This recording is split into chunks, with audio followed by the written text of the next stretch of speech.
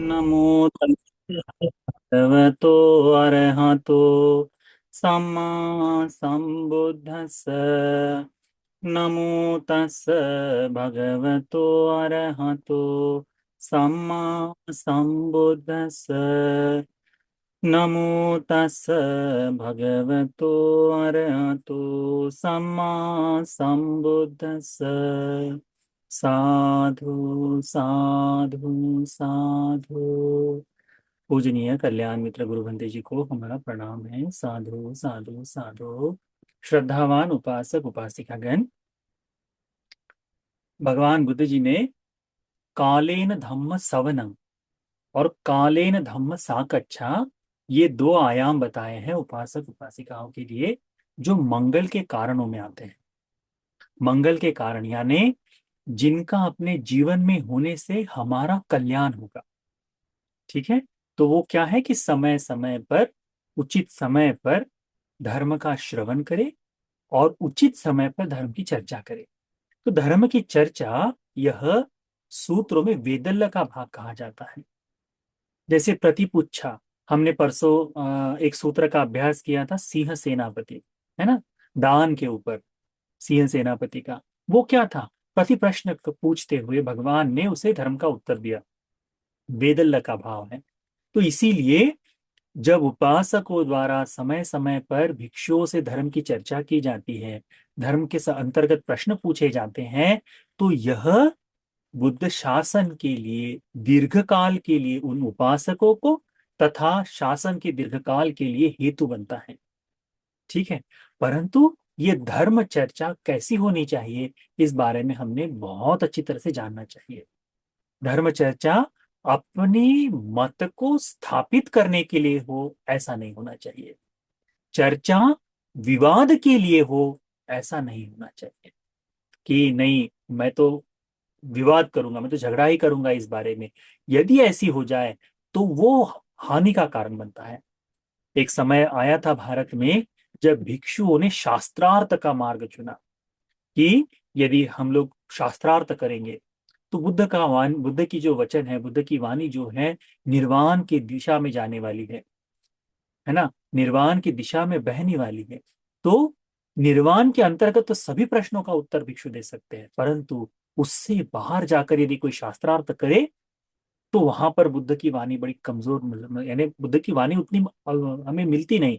जिस कारण से भिक्षुओं का पराभव हुआ, उसमें पराजय हुआ, और धीरे धीरे शास्त्रार्थ में हारे हुए भिक्षुगण, उस जैसे जैसे भिक्षुगण हारते गए वैसे वैसे शासन भी समाप्त होते गया है। ये हमको इतिहास में अच्छे से देखने को मिलता है। इसीलिए धर्म चर्चा होना आवश्यक है, विवाद नहीं। साकच्छा होना, है ना, वो आवश्यक है, परंतु किसी तरह से झगड़ा नहीं होना चाहिए, किसी तरह से प्रतिस्पर्धा नहीं होनी चाहिए। इस बात को ध्यान में रखो। इसके अंतर्गत पूछे गए धर्म के सभी प्रश्नों को स्वागत करते हैं।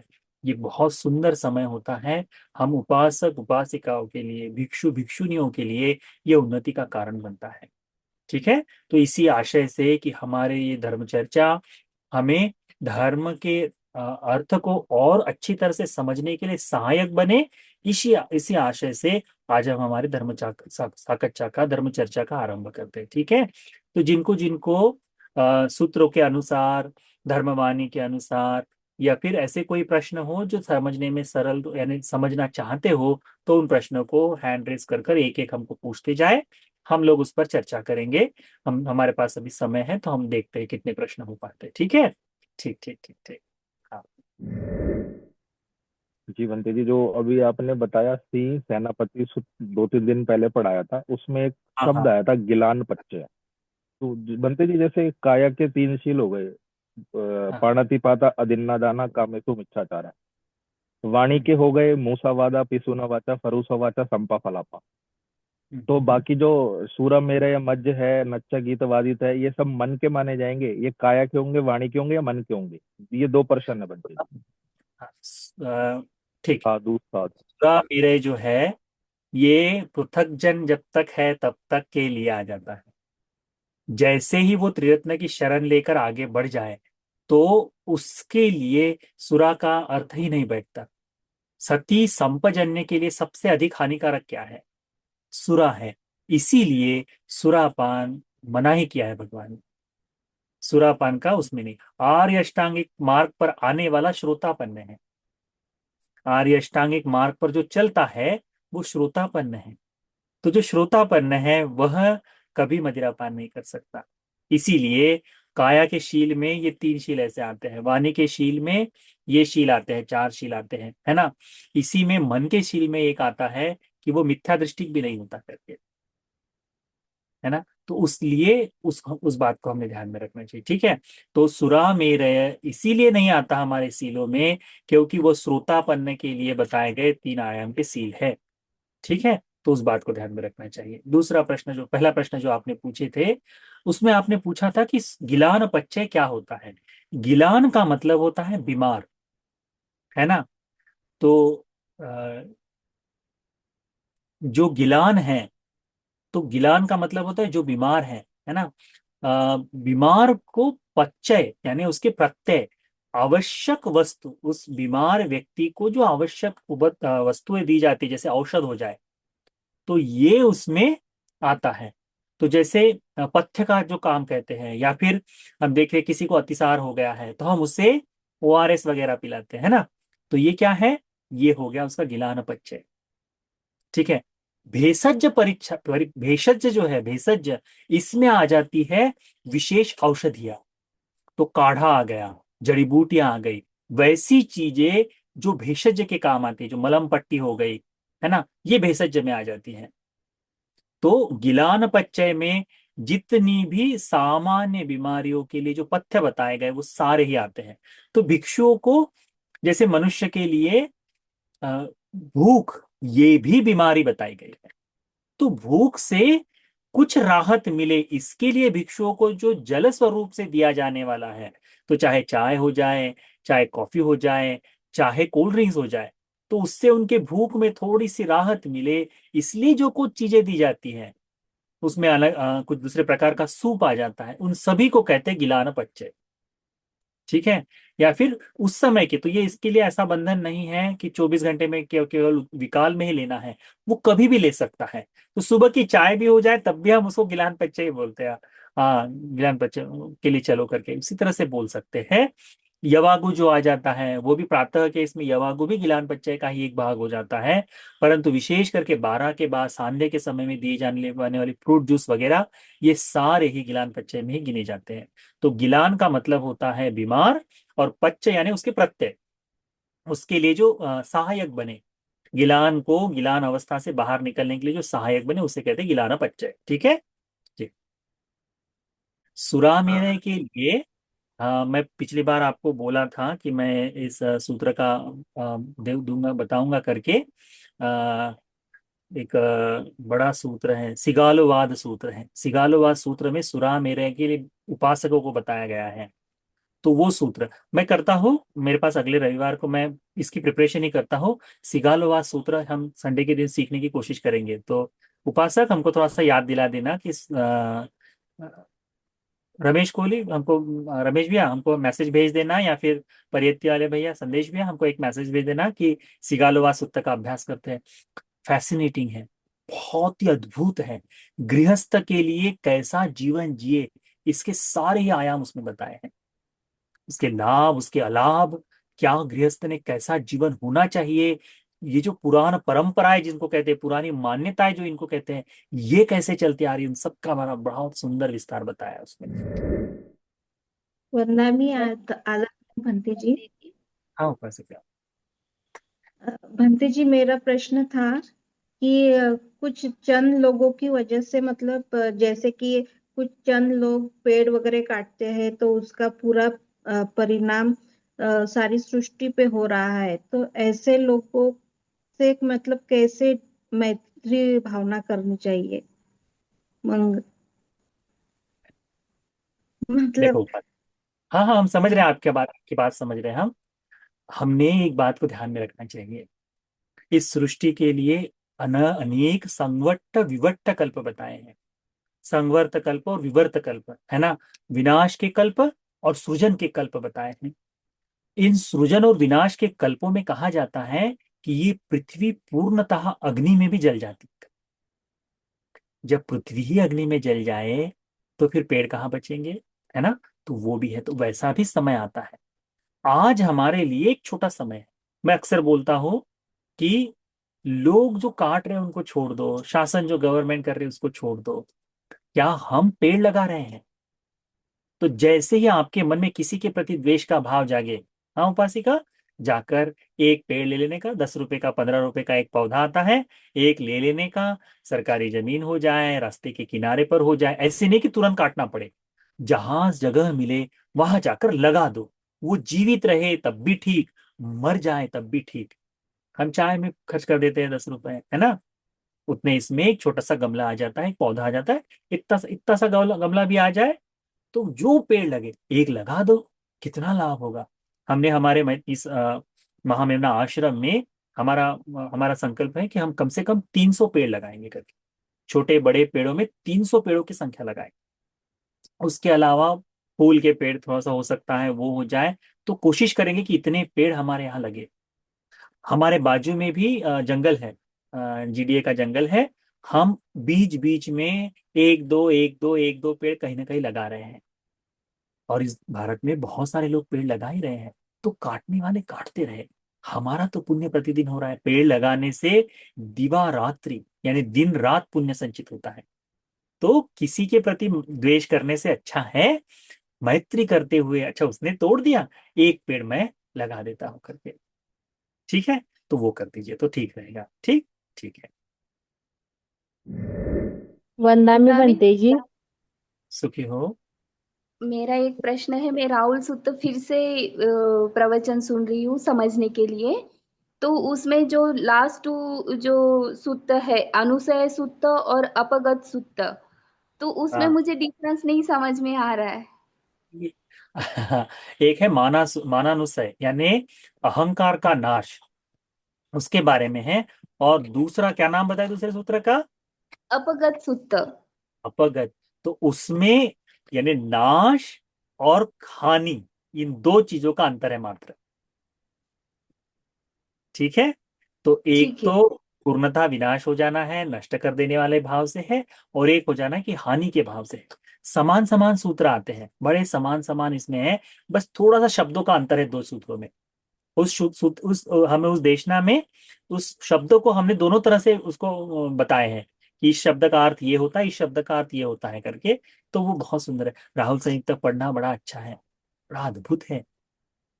यानी देखो ना, राहुल भंते जी 7 वर्ष के थे जब पहले सामनेर बने। और जब 18 19 साल के थे या 20 साल के थे तब शायद, तब जाकर वे अरहंत बने। इस पूरे 7 साल से 20 साल के उम्र तक जितना धर्म अलग अलग तरह से श्रवण किए, जो जो चीजें से, तो ये हमारे मन को अरहत्व के लिए ही मोड़ कर ले जाने वाला है। ऐसा ही रहा है ना उनका। तो इसीलिए आप जो ये श्रवण कर रहे हैं ना, धर्म श्रवण, ये भी हमको वैसे ही लाभ देगा। इस बात को ध्यान में रखें। ठीक है। बंदामी बनते जी। बनते जी, हमारा चित्त विकार रहित हो, इसके लिए हमें समझ भावना का विकास करना पड़ता है, और साथ साथ में विपश्यना भावना का भी। तो विपश्यना भावना में हम जिस मनुष्य के अंदर जो भी विकार है, उस जो विकार अधिक है उसी के अनुसार कर्म स्थान चुनते हैं। क्या ऐसा है बनते जी? नहीं, आवश्यक नहीं है ऐसा उपासक। जी। हमने करना है समत और विपश्यना दोनों का सही समय पर अभ्यास करते रहना चाहिए, निरंतरता से। हमारा चित्त का स्वभाव जो है कि नहीं, अभी राग जागा तो केवल उस समय के लिए उतना सोच लिए, परंतु निरंतरता से प्रतिदिन होने वाली भावनाएं, साधनाएं हमारे जीवन में होनी ही चाहिए। कई बार ऐसा होता है कि राग जागने के बाद ध्यान में बैठने की इच्छा नहीं होती, तो ऐसे समय में उठकर चल दिए। उस समय ध्यान का अभ्यास करने की आवश्यकता नहीं। किसी के प्रति द्वेष जाग गया, नहीं मैं मैत्री करके ये द्वेष खत्म करूंगा, यदि संभव है तो ठीक, नहीं हो रहा है तो किसी काम में लग जाओ, फूलों को सजाने में लग जाओ, साफ सफाई में लग जाओ, तो उस तरह से कार्य करो। तो परंतु प्रतिदिन में होने वाली कुछ साधनाओं का, समत और विपश्यना का समान रूप से अभ्यास होते रहना चाहिए। इस बात को ध्यान में रखो। ठीक है। इसको देखना है। तो कैसा, ये जो विकार जो नष्ट होने हैं ना, ये एक दिन में खत्म हो जाए ऐसा नहीं है। ये लंबे समय की जो जकड़न है, लंबे समय से जो चलते आ रहे, इनको धीरे धीरे एक एक करके काटना है। हम देखते हैं सूत्रों में हमको देखने को मिलता है कि कहीं से आरंभ हुआ और वह निर्वाण के मार्ग तक जाने के लिए एक दीर्घ काल, कुछ भिक्षु थे जिनको अनेकों वर्ष लग गए केवल और केवल समाधि को जगाने के लिए, इसलिए उसको भी देखना चाहिए। ठीक है। वंदना में बनते जी। तो फिर हो। मेरा क्वेश्चन ये था कि समान कम धातु के बारे में जरा बताइए ना। आ, समान कर्म के फल को भोगने के लिए आपका पुत्र है, आपके पति है, आपकी माता है, आपके पिता है, आपके भाई बहन है। हम लोग समान कर्म का फल भोगने के लिए समान रूप से जन्म लिए सत्व है। इसमें कुछ जैसे बीमारी जो है ये व्यक्तिगत कर्म हो जाता है, परंतु जो रोटी खानी है हमको वो समान रूप से खानी है। मैं मोटी रोटी खाऊंगा तो तुम सबको भी मोटी ही रोटी खानी पड़ेगी। मैं यदि अच्छा स्वादिष्ट मांस मछली का व्यंजन खाऊंगा तो सबको वो खाने को मिलेगा। प्रणीत आहार में आता है ना, दूध, दही, घी, मांस, मछली, ये प्रणीत आहार में आता है।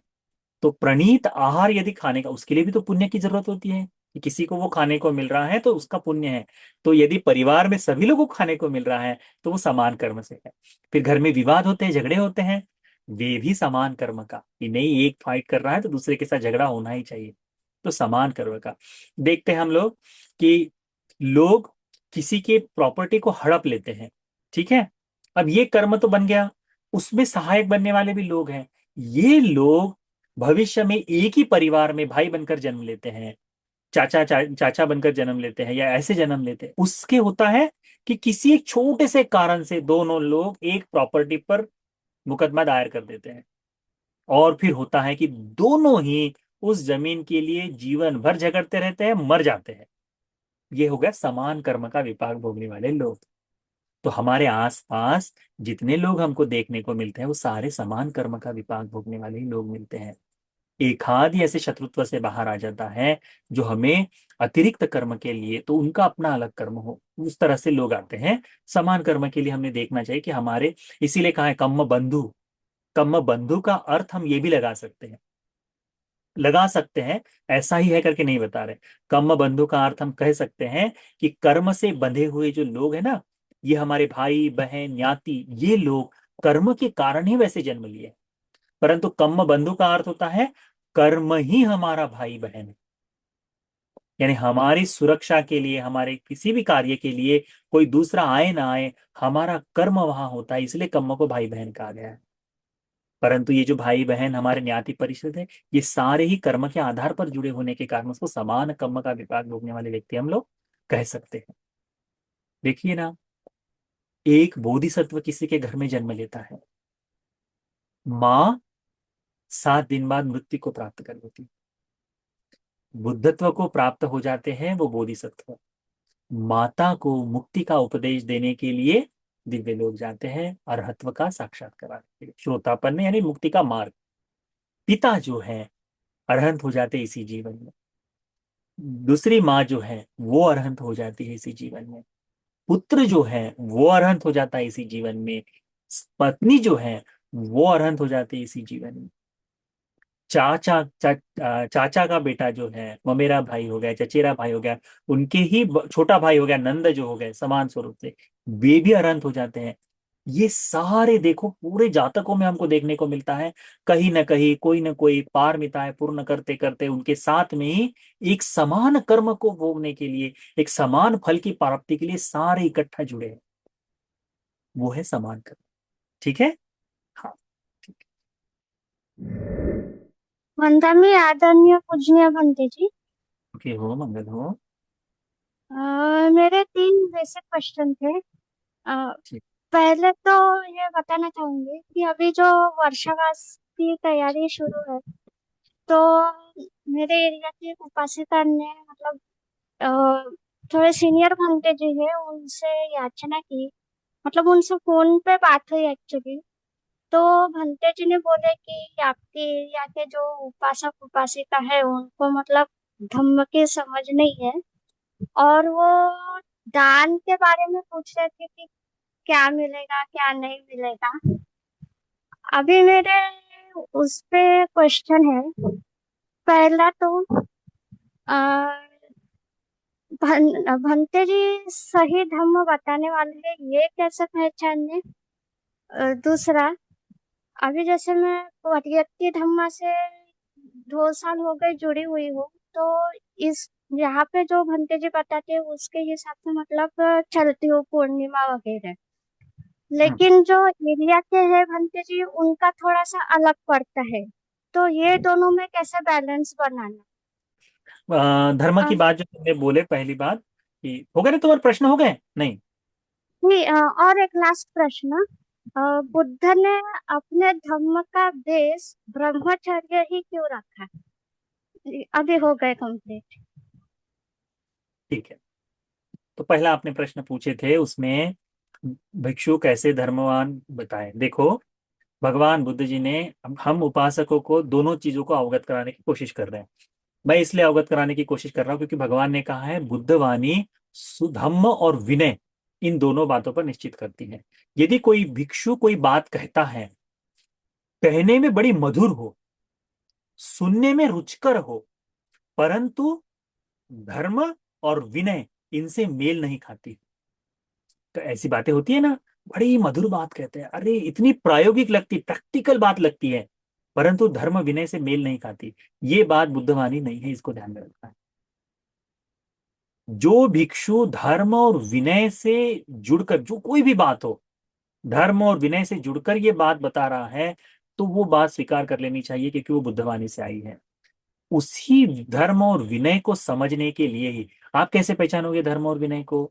उसी के लिए दिन प्रतिदिन मैं सूत्रों का एक पाठ बताता हूँ, शब्द और शब्द सूत्रों का पढ़ने की कोशिश करता हूँ। कभी कभी थोड़ा सा ट्रांसलेशन में हमारी गलती हो जाती है, हम उसको बाद में सुधार देते हैं, ठीक है? उसका भावार्थ बदले ना, इसके बारे में पूर्ण कोशिश करते हैं। चाहे ट्रांसलेशन में थोड़ा सा अंतर भी आ जाए तब भी उसका भावार्थ न बदले, इसके बारे में हम बता देते हैं। तो इससे क्या होगा, निरंतरता से धर्म सुनने वाला, इसमें हम अपनी बात कि नहीं मुझे तो ऐसा, वो बातें सारी, हम तो कहते हैं कि हम जब बताते समय कोई भी एक्सप्लेनेशन देते हैं ना, उसका अर्थ भी बताते हैं, सबको काट कर फेंक दो। सूत्र का जो जैसा का वैसा अर्थ इतना ही आपके लिए, इतना ही मेरे लिए काम का है। बाकी बाकी जितनी बातें आपको सुंदर लगे, मधुर लगे, किसी काम की नहीं। बुद्ध की वाणी ही मुक्ति का मार्ग है, इस बात को जानना चाहिए। तो कोई भी भिक्षु इस बुद्ध वाणी को कहे और वो धर्म और विनय से संगत है, धर्म और विनय से आती है, तो उस बात पर तुम विश्वास कर सकते हो, अन्यथा करने की आवश्यकता नहीं। ठीक है? ये दूसरा प्रश्न जो तुमने, उसका तो हमने बता दिया कि पूर्णिमा का जो है। वो तीसरा प्रश्न जो पूछे थे, वो प्रश्न पूछे थे किस बारे में पूछे थे? वो ब्रह्मचर्य के बारे में, कि बुद्ध ने, ब्रह्मचर्य का दो अर्थ है। ब्रह्मचर्य का अर्थ दो प्रकार से होता है। एक, श्रोतापन्न श्रावक के लिए ब्रह्मचर्य का अर्थ बताया है धर्म का जीवन। ब्रह्मचर्य यानी मैथुन धर्म से विरत होना केवल नहीं है, वो धर्म, ब्रह्मचर्य का मैथुन धर्म से विरत, मैथुन यानी सेक्स से परे हो जाना, ये एक धर्म हो गया। परंतु जब धर्म की बात ब्रह्मचर्य करके जो कहा है, उसमें ये बात नहीं, उसमें आता है धर्म पालन। निर्वाण के लिए जो मार्ग चलना है उसे कहा है धर्म का पालन। ब्रह्मचर्य उसके लिए कहा है। आर्य अष्टांगिक मार्ग का अभ्यास यानी ब्रह्मचर्य है। आर्य अष्टांगिक मार्ग में कहीं भी कहा है क्या कि तुमको ब्रह्मचारी बनना है? नहीं कहा गया है। क्यों? क्योंकि उसमें तीन चीजें बताई, जैसे दीपक राज ने बोलते समय कहा ना कि काया के तीन सील है। तो क्या है? हिंसा नहीं है, यानी जीव हत्या नहीं, चोरी नहीं, और व्यभिचार नहीं। ये तीन चीजें कही है। तो कोई उपासक श्रोतापन्न हो जाए तो वह इन तीन सीलों का अच्छी तरह से पालन करता है, इसका मतलब ही वो ब्रह्मचर्य का पालन कर रहा है। तो धर्म का आधार ब्रह्मचर्य, यह इस आशय से है, आर्य अष्टांगिक मार्ग का अभ्यास यानी ब्रह्मचर्य। परंतु भिक्षुओं के लिए, भिक्षु जीवन के लिए ब्रह्मचर्य यानी इस काम भोग की इस वासना से, मैथुन धर्म से परे हो जाने के लिए वो ब्रह्मचर्य एक है। तो ये इस तरह से ब्रह्मचर्य के दो अर्थ हमको समझने चाहिए और अच्छी तरह से पता होने चाहिए। ठीक है। जब परिशुद्ध धर्म का अभ्यास करे तो कहना है कि मैं धर्म के ब्रह्मचर्य का अभ्यास कर रहा हूं। ठीक है। उस तरह से मैत्री साधना को भी तो ब्रह्म विहार कहा है फिर। ब्रह्म विहार, ब्रह्म विहार का मतलब थोड़ी ना होता है, ब्रह्म विहार का मतलब ब्रह्मा की तरह रहना, है ना। वैसे ही ब्रह्मचर्य का मतलब होता है ब्रह्मा की तरह आचरण, एकाकी जीवन, मुक्ति के मार्ग पर उस तरह से चलते हुए चलने वाला। तो वो है। उस तरह से भी उसका एक अर्थ लगा सकते हो। ठीक है। वंदामी आदरणीय पूजनीय भंती जी, सुखी हो। मुझे एक प्रश्न पूछना था। अगर हम पुष्प पूजा करने के लिए फूल तोड़ते हैं तो पानातिपाता वेरमणि इस शील का खंडन नहीं करते या तोड़ते नहीं? नहीं। वृक्ष को वृक्ष को एकेंद्रीय जीव कहा गया है अन्य शास्त्रों में। बुद्ध शास्त्र में इस तरह से कोई भी बात नहीं बताई गई है। इसीलिए उसे उस कैसा है, हिंसा होने के लिए हमें ये पूर्णतः स्पष्ट होना चाहिए कि वो जीव जीवित है। उस जीव को मारने की इच्छा होनी चाहिए, तब जाकर हम कह सकते हैं कि मैंने पानातिपात किया है करके। फूल तोड़कर उस वृक्ष का नाश हो रहा है क्या? नहीं। वृक्ष की हत्या तो वैसे भी नहीं बताई गई, हत्या में नहीं आता वो। वृक्ष को काटना हत्या में नहीं आता। भिक्षुओं के लिए उस समय के उपासक थे, जैसे भी होता है ना, अभी तो केवल शाकाहारी होना चाहिए, हम तो यही खाना चाहिए। अभी तो दूध के बारे में भी बोलते हैं कि नहीं, कि दूध भी मांसाहार में आता है। सुना है तुम लोगों ने? वो वीगन करके जो आया है, तो वो कहते हैं ना वीगन भी, हम तो वीगन है, टोटल वीगन। तो उस तरह से भी, तो ये अनेकों चीजें इस लोक में आते रहेगी, परंतु उसके अनुसार ही हम देखें तो फिर तो कभी कुछ नहीं कर पाएंगे। इसीलिए फूलों को तोड़ते भिक्षुओं के लिए वो मनाही है, क्योंकि किसी उपासकों ने उस समय कंप्लेंट कर दी थी कि देखो भगवान के शिष्य कैसे हैं, कि ये लोग एकेंद्रीय जीव की हत्या करते हैं। एकेंद्रीय जीव कहाँ है? उनको जीव नहीं कहा है, एकेंद्रीय, एक ही इंद्रिय है उनकी। हमारी कैसे 6 इंद्रियां हैं, जानवरों की भी 6 इंद्रियां होती है। वह एकेंद्रीय जीव है, उसको केवल इतना है कि जमीन से पानी उठाना है, उतना जीवन जीना है बस। तो इस कारण से उन जीवों को जीवित नहीं कहा जाता। ठीक है। तो इसलिए उससे हत्या का पाप नहीं होता। वृक्षों को तोड़ना अच्छा नहीं है, विशेष करके बड़े महावृक्ष हो गए ना, इन वृक्षों को तो नहीं तोड़ना चाहिए। परंतु फूल आदि के लिए, पूजा के लिए फूल लेते समय मैत्री ही, बस उतना पर्याप्त है। फूल ले सकते हैं, उसमें कोई आपत्ति नहीं। वंदमी बंती जी, सुखी हो। बंती जी राहुल संयंत्र का अभ्यास कर रहे हैं। जैसे हाँ। जैसे आपने सब 10 सूत्र का दिए हैं, उसमें जो धातु सूत्र है, हम्म। जैसा कि पृथ्वी धातु, अ, हो गया, पृथ्वी आप आपो धातु, तेजो वायु धातु, पृथ्वी धातु, आकाश उसमें धातु। आकाश धातु और विज्ञान धातु आया है। विज्ञान धातु हम्म। आया है। हम्म। अभी विज्ञान तो 6 इंद्रिय के प्रति भी विज्ञान है, और हम्म। पंच स्कंद के मध्य में भी विज्ञान है। तो हाँ। ये विज्ञान धातु के बारे में जरा बताइए। नहीं, वही विज्ञान विज्ञान धातु है।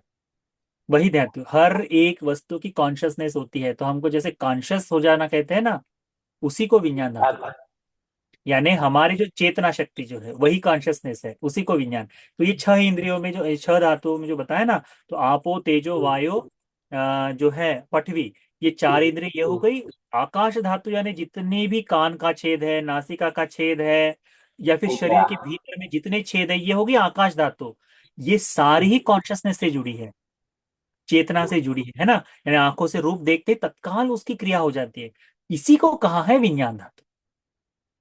ठीक है। इसी को कहा है। इसी विज्ञान धातु को कई बार लोग आत्म शब्द भी बता देते हैं, लोग नहीं समझ पाते उसको।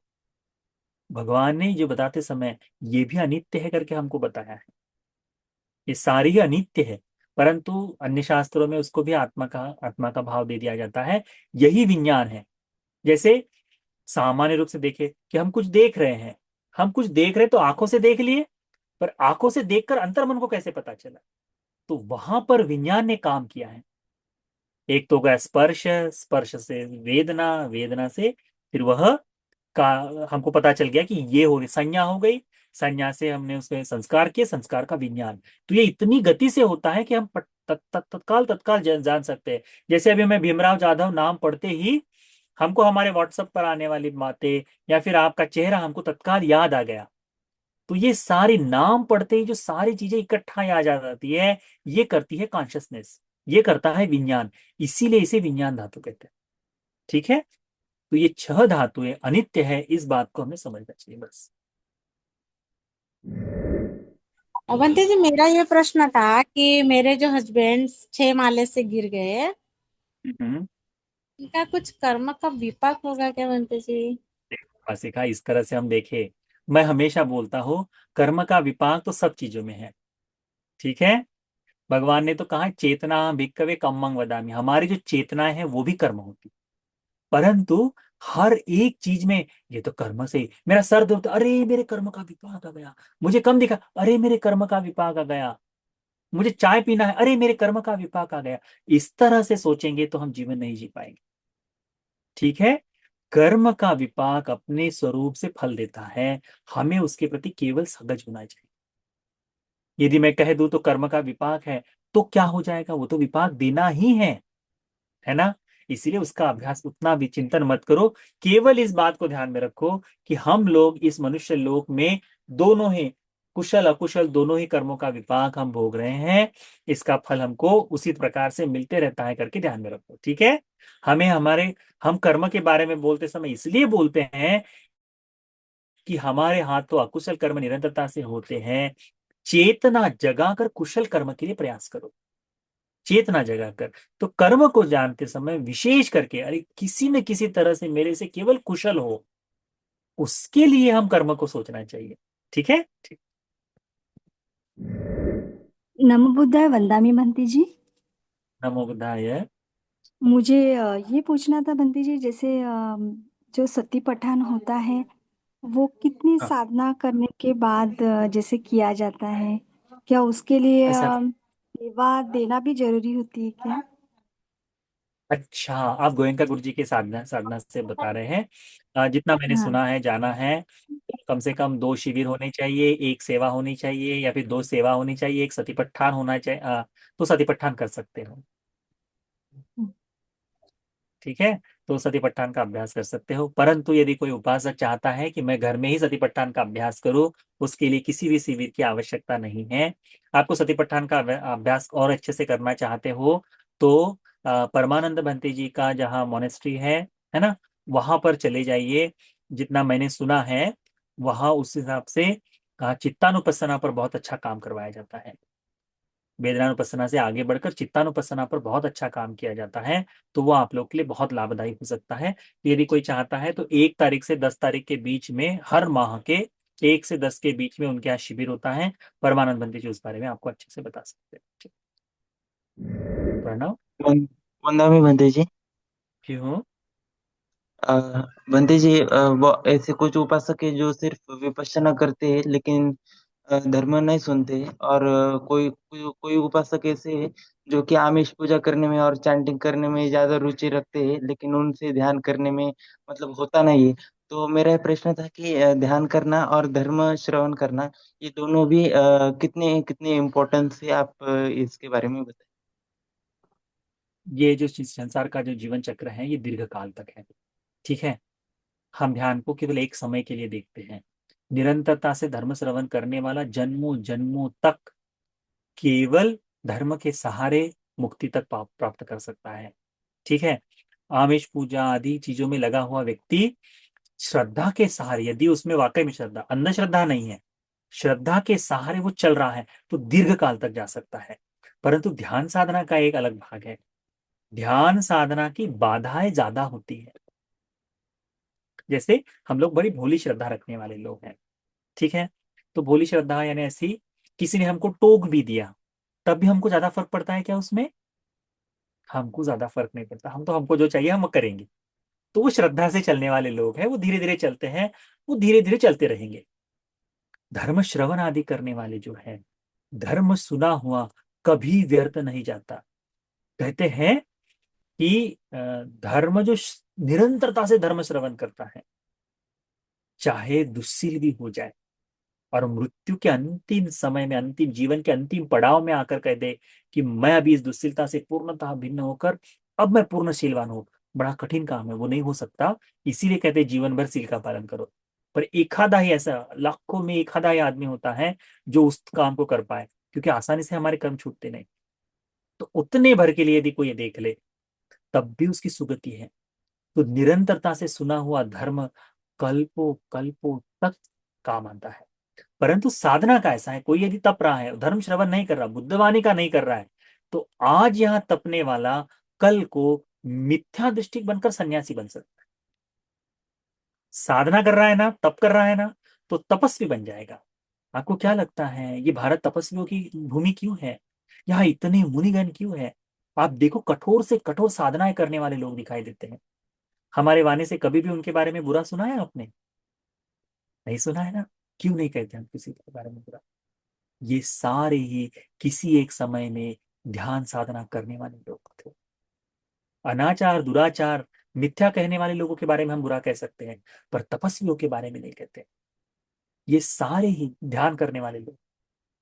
यदि ध्यान करने वाला धर्म का सहारा न ले, उस ध्यान में धर्म का अंश ना आए, क्योंकि अनेकों विपश्ची लोग हैं, यानी विपස්සना साधना करते हैं, वो कहते हैं हम हमारी पूजा आदि करेंगे, सब कुछ करेंगे, ये हमारे मन को शुद्ध बनाने के लिए।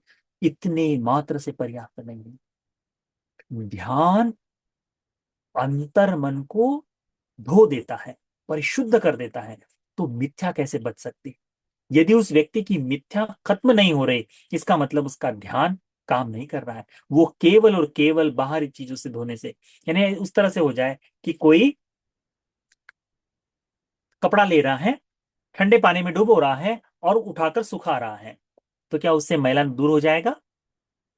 नहीं होगा ना, मैल दूर नहीं होगा। परंतु धोने का सुख तो मिल रहा है कि अच्छा कपड़ा धो रहा है। वो कपड़ा धुलते धुलते धुलते धुलते जर्जर भी हो जाएगा कि नहीं? परंतु जब तक उसमें साबुन न लगाई जाए, जब तक उसको अच्छे से रगड़ कर धोया न जाए, उसका मैल दूर होगा क्या? बुद्ध वाणी का श्रवण और धर्म की साधना, ये दो चीजें जब इकट्ठा आ जाए, तो मन को बढ़िया से रगड़ कर साफ किया जाता है। जो जो साधक, हमको बड़ा अच्छा लगता है कि विपश्यना करने वाले व्यक्ति, अभी ये पिछले 5-1 सालों में हुआ है, विपश्यना करने वाले हजारों साधक आज धर्म का श्रवण कर रहे हैं। और जिन जिन लोगों ने विपश्यना करते हुए धर्म का श्रवण किया है, उनकी विपश्यना में सुधार हुआ है, उनकी विपश्यना में धर्म से उन्नति आई है। ठीक है, उनकी दुस्सिलता दूर हो गई है, उनके चित्त का विक्षेप दूर हो गया है। ये धर्म श्रवण का लाभ है। इसीलिए हमको ध्यान में रखना चाहिए, धर्म श्रवण बहुत आवश्यक है। अन्यथा केवल कोई मिथ्या दृष्टि में पड़ा रहे, ध्यान साधना करे और वो कहे कि इतने मात्र से हो जाएगा, क्योंकि यदि इसी जीवन में कोई अरहंत हो जाए तो वो अलग बात है, तो इस बार की विपश्यना काम में आ गई। परंतु इसके आने वाले जन्मों में धर्म श्रवण ही नहीं किया है, तो वो विपश्यना कौन सी तरह से फल देगी? वो तुमको लेके जाएगी साधु संन्यासी। और फिर किसी न किसी तरह से कोई मिथ्या तुम्हारे जीवन में लग जाए, कोई अनाचार दुराचार तुमसे हो गए, तो तुम उसको भी दुख भोगते रहोगे। इसीलिए धर्म श्रवण सबसे श्रेष्ठ है, धर्म श्रवण सबसे श्रेष्ठ है, उस बात को ध्यान में रखो। इसीलिए धर्म का निरंतरता से श्रवण होना बहुत आवश्यक है। वंदावे बनते जी। सुखी हो। बंटी जी, मेरा मतलब मुझे ये ऐसा पूछना था कि पिछले बार उपनिषद में मैंने जामुन खा लिए बंटी जी, तो मुझे बहुत ये हुआ था कि मेरे जो मतलब इतने मेहनत से ये करती हूँ, मैं उपनिषद करती हूँ, तो ये हो गया करके ऐसा। और दूसरी बात ये है कि मैं जॉब भी करती हूँ बंटी जी, तो मुझे साधना के लिए बैठना बड़ा मुश्किल लगता है, वो तो करती नहीं हूँ मैं साधना, सिर्फ धर्म श्रवण जैसा भी टाइम मिले वैसा करती हूँ बंटी जी। उतना पर्याप्त है उपासना। ठीक है, अपने सीलों के प्रति सजग हो जाना कि मैं सीलवान हूं, तो उपोषण के समय अगली बार ये न कर पाए, इसके लिए कोशिश करो। हम लोग गिरते पड़ते उठकर खड़े होने की इच्छा रखने वाले लोग हैं। ठीक है, भगवान ने कहा है, सीलों में, भिक्षुओं में तो अनेकों शील टूटते रहते हैं। भिक्षुओं के 227 नियम है, सबके ही कहीं ना कहीं कुछ ना कुछ खंडित होते रहते हैं। परंतु भगवान ने इसको परिशुद्ध करने के लिए पूर्ण मार्ग बताया है, पूरा अच्छी तरह से मार्ग बताया है। इसीलिए हमको अपने शीलों में भी कोई खंडन आ जाए तो क्षमा मांग लिए तथागत से, प्रयत्न से क्षमा मांग लिए, आने वाले समय में मैं ये नहीं करूंगा। तो सील परिपक्व होते जाएंगे, तब तब जाकर शील परिपक्व होते जाएंगे। इस बात को ध्यान रखो, ठीक है। तब तक के लिए हमको कोशिश करते रहनी चाहिए, और जैसे जैसे कोशिश करते जाएंगे हमको बड़ा लाभ भी होगा, उसको ध्यान में रखो, ठीक है। और रहा सवाल ध्यान साधना का, यदि आप उपासिका धर्म श्रवण का आनंद लेती है, यदि कसं आहे शील मला पालन करायचं का आनंद लेते हैं, शील पालन का आनंद, कि हाँ सभी देवगण उत्पन्न हुए हैं शील पालन के कारण, दान के कारण। इसका जितना, जैसे ही तुम्हारे मन में ये भाव आ जाए, समझ लेना कि मेरी ध्यान साधना पूर्ण हो गई। अनुस्सति भी तो समत की साधना ही है ना। अनुस्सति कौन कौन सी है? तो बुद्धानुसति है, धम्मानुसति है, संघानुसति है, सीलानुसति है, चागानुसति है, देवतानुसति है। ये सारे ही तो है। सील का चिंतन करे तो अनुस्सति है। तो जिस दिन उपोषित लेते हैं, उस दिन पूरे दिन भर आपके मन में क्या चल रहा है? मैंने उपोषित को ग्रहण किया है, मैं सीलवान हूं। इस उपोषित के फल से देवता में जन्म लिया जा सकता है। ये सारे फल बड़े लाभदायी, मैं सीलवान हूं। ये बात आना ही क्या है? ये बात आना ही ध्यान साधना है, ठीक है। अंतिम प्रश्न। वंदा में बनते जी। सुखी हो? बनते जी, जैसे कि खाने के मतलब कुछ भी चीज हम देखते हैं तो कभी समझो आम भाई, अभी आम का सीजन है तो हम आम देख के मैं बोल रही थी कि हमने आम इस बार खाए नहीं, तो उसमें कुछ आसक्ति हो सकती है क्या? नहीं, कोई नहीं, अच्छा है ना, वो तब भी कोई दिक्कत नहीं। इन चीजों के लिए आसक्ति ज्यादा कैसा है? आसक्ति यानी बड़े कड़े बंधन। आसक्ति वो होती है जिसको पाने की पूर्ण ललक से आदमी मरने को तैयार हो जाए। ऐसे बंधन, जैसे द्वेष किसी के मन में आ जाए, क्रोध जागे, तो वो क्रोध आसानी से दूर नहीं होता। तो उस बंधन को कहा है कि वो बड़े कठोर बंधन हो जाते हैं। तो छोटा सा आम वगैरह खाने की इच्छा, कोई फर्क नहीं पड़ता, उसको खाते रहो, ठीक है, उसमें कोई दिक्कत नहीं। उस बंधन के बारे में मत सोचो, उससे भी भयानक चीजें चल रही है हमारे जीवन में अभी तो उनके बारे में सोचो। सुखपूर्वक जीवन जियो, अच्छा जीवन जियो, यानी बहुत आनंद से जियो, ठीक है। हाँ। कैसा नाम है उसका? ELI प्लस, या आई प्लस 2G एंड 4G दोनों दोनों नाम। ठीक है, नहीं सुन रहे, ठीक। ठीक है, तो आज के जितना हमने किए हैं सारा पुण्य का अनुमोदन करते हैं, ठीक है। तो मुझे लगता है इतना पर्याप्त है। धर्म चर्चाओं से बहुत सारे अपने मन के प्रश्न भी बाहर निकल कर आते हैं, और उससे बहुत लाभ ही होता है। कई बार हम लोग किसी चीज को समझ रहे हैं, उसकी त्रुटियां जो हो, तो धर्म चर्चा से वो त्रुटियां दूर हो जाती है। तो इसीलिए धर्म चर्चा का स्वागत ही करना चाहिए। महीने में एक बार हम लोग इसी तरह से चर्चा करते रहेंगे। जो पुनः पुनः धर्म श्रवण कर सकते हैं वो करो, वो ठीक है। इस समय हम कैसे सूत्र पिटक को ही प्रमोट कर रहे हैं। तो बुद्ध रश्मि, धम्म रश्मि पर आने वाले जितने छोटे छोटे 15 मिनट के सूत्र हैं, तो जिनको जिनको लगता है आप शेयर कर सकते हैं, आप करिए। क्योंकि बहुत समय बाद सूत्रों के आधार पर धर्म का उपदेश करने वाले कुछ ही ऐसे सूत्र उत्पन्न हुए। भंते जी लोग भी बहुत कम हैं जो सूत्रों के आधार पर, क्योंकि सूत्रों के आधार पर लोग सुनना नहीं चाहते। लोगों को चाहिए थोड़ा चटपटा, मसालेदार, थोड़ी सी हंसी मजाक, है ना, कुछ जायका चाहिए, हाँ इसमें और तड़का लग जाता तो बहुत बढ़िया था करके, वैसी चीजें चाहिए। सूत्र पिटक में वो चीजें कम आती है। परंतु किसी एक व्यक्ति में भी ये आदत लग जाए कि मैं सूत्रों को पढ़ रहा हूँ, सूत्रों का अभ्यास कर रहा हूँ, तो कईयों जन्मों का जो पुराना कोई एक आधा संस्कार हो उठकर आए, और किसी को कुछ लाभ हो जाए। तो इसीलिए वो आप कर सकते हैं कि आप चाहें तो इन सूत्रों को एक एक करके अपने ज्ञातियों को, अपने मित्रों को, हितैषियों को आप एक एक करके दे सकते हैं। और कहते हैं, ये कह सकते हैं कि देखो 15 मिनट की देशना है, मेरी तो लगभग ये सारी ही देशना 15 मिनट की है ना, सुबह की होने वाली, तो 15 मिनट की देशना है। कोई नहीं, सुन लो, कोई नहीं, थोड़ा सा सुन लो, देख लो, किसी कोई काम आ जाए तुम्हारे, तो ऐसा करते करते रहने से भी आपको उसका लाभ होगा, उस बात को ध्यान में रखो, ठीक है। तो जितना पुण्य हम लोगों ने संचित किए हैं वो सारा पुण्य अनुमोदन करेंगे। सभी पुण्य का एक देवताओं को, इष्ट देवताओं को ये सारा पुण्य देते हैं। ये सारा पुण्य अनुमोदन कर सभी देवगण की हो जाए, उनकी धर्म की अनुकंपा हम सब पर बनी रहे। सभी देवताओं को भी इस बुद्ध शासन में धर्म को बोध करने के लिए ये पुण्य उपकारी हो जाए। साधु साधु साधु।